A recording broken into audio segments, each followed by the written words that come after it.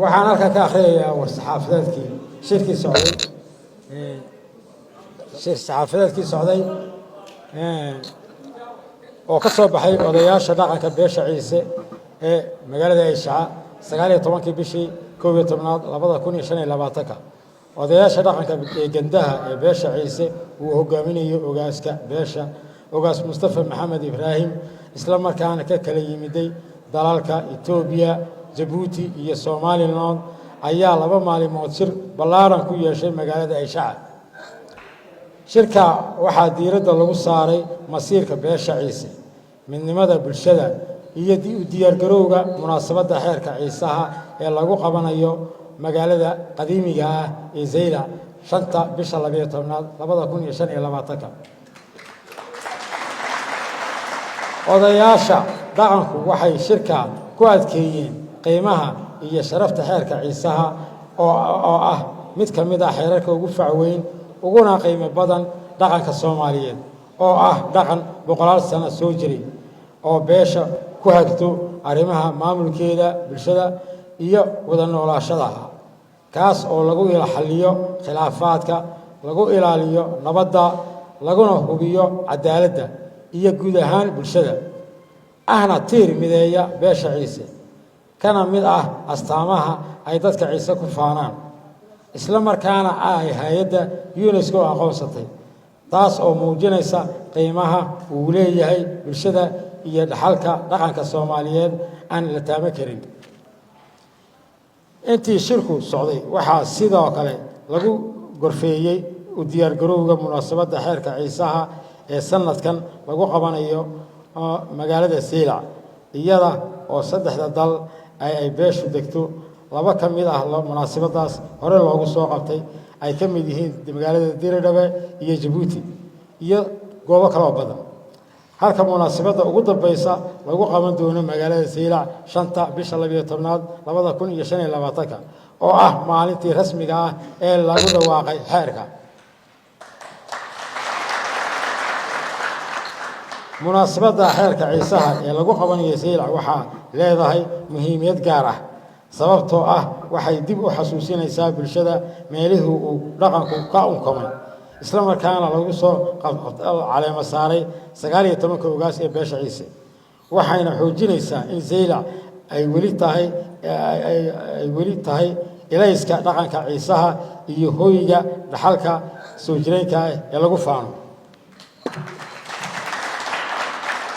Zeyla oo ka tirsan gobolka Sanaag waa magaalo taariikhi ah oo si gaar ah ugu xidhan dhaqanka iyo dhaxalka beesha ciise taariikh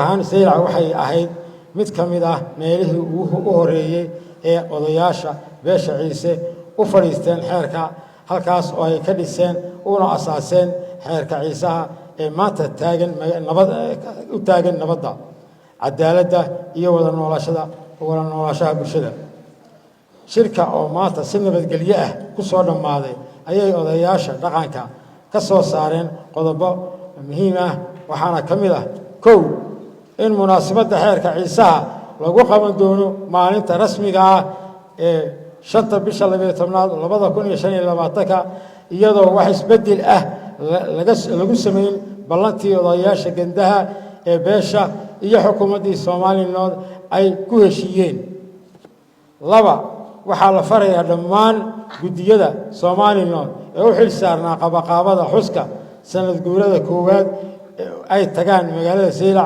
isla markaana diyaariyaan goobaha ay munaasabadda lagu qaban lahaa 3 in munaasabadda si nabad ah ammaan iyo xasilooni leh u dhici doonto isla markaana bulshada looga baahan yahay ka qayb qaadasho soo tagno waa go'aankii la sugay go'aankii wuxuu noqday inay muqaddas tahay lama taabtaan tahay in xeer ciise lagu qabanayo Zeyla annaga hore sheegnay annaga in lama dirsin walaada matqana ma wadno habeen imaan wax ku baaqnaa nabadgelyada ninba xalay comment wuxuu soo qoray wuxuu yiri bidhaanow walaad aad horanayso iyo fidnada aad wado adiga ilaahay ku koobo mogta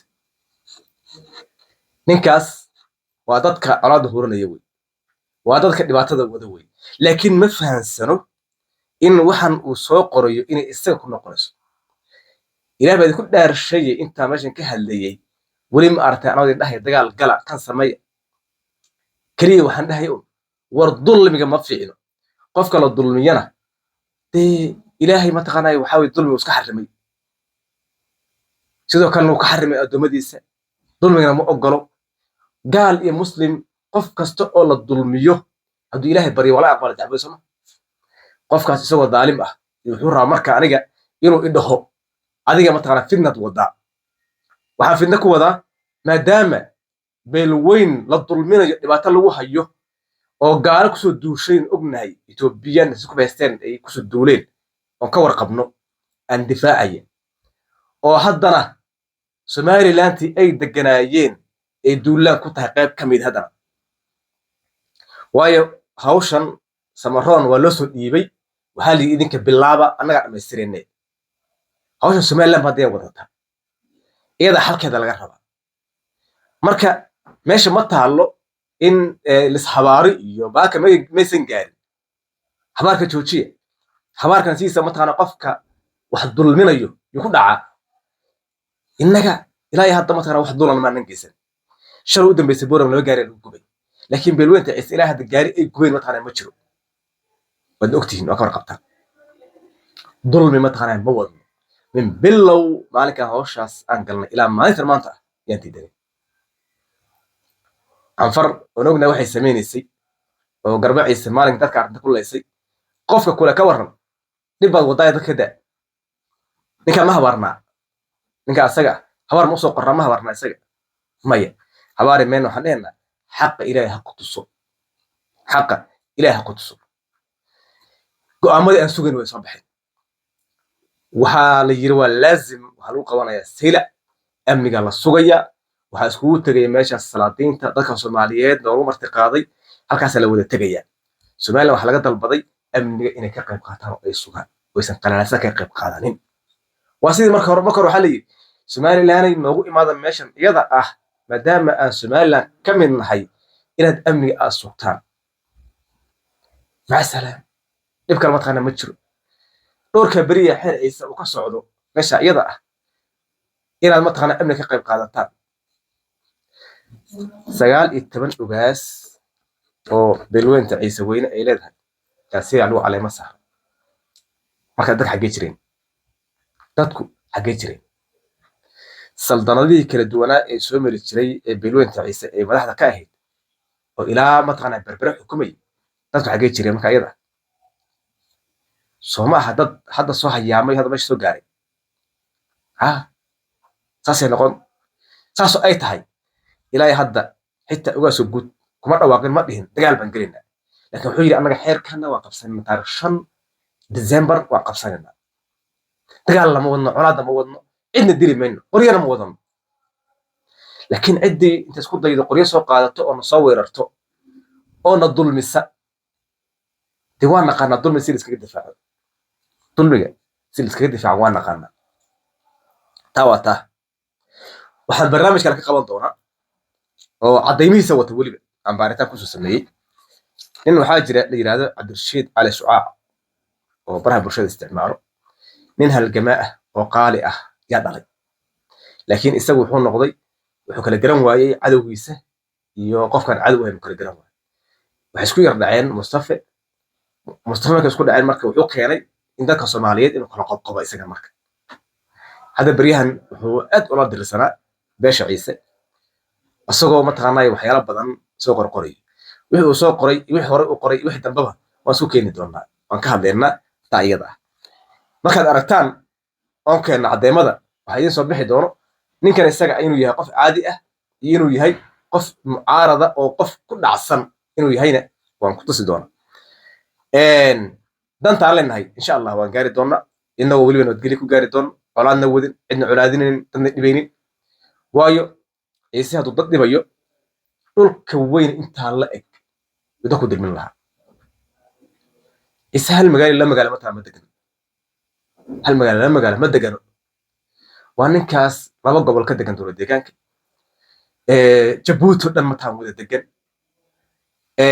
gobolkan Sirel iyo kan mataqaanay awdal inta badan mataqaanay degan dhibaato mataqaanay ma wado hadday wadaana mar hore dhibaatada mataqaanay laga arki lahaa ala kulli xaal marka arintu way soo gabagabaysaa meel fiican bay maraysaa dhalinyaradu waxa weeye waa in heegan la gala baraha bulshada waa in mataqaanay si toos ah loo isticmaalo cabashadeenna waa inaan u gudbinaa caalamka cabashadeenna waa inaan caalamka u gudbinaa waa in mata in la dulminayo in lagu hayo aan u gudbinaa dadka Soomaaliyeed ee deriska leh si loo qabto dadka mataqaanay dhibaatada wado inta kaliya wey wax kale mataqaanay aan wadno mataqaanay malaha haddii qofkii kugu nacayo war aniga dhib ma wado dhib iga daa ee kula mayo waan ku dhibaateen haddii qofka isaga ah marka waxay noqonaysaa inaad gacanka ka qabato taasna dulmi mataqaanay ma aha haddii qof mataqaanay ku garaacayo ku dilayo u seexan maysid waa inaad isdifaacdaa qof guriga kugu imaado kugu dilayo waa iska difaac waa iska celinaysaa marka ciise maanta difaaci ku jiraan weerar mataqaanay ma aha taaga ka mid ah dhul aysan lahayn duulaan kuma aysan qaadin mana rabaan dhulkooda mataqaanay ka badan ala kulli xaal insha Allah barnaamijkaas waan soo qaban doonaa muuqaalkana intuu na gaarsiiyay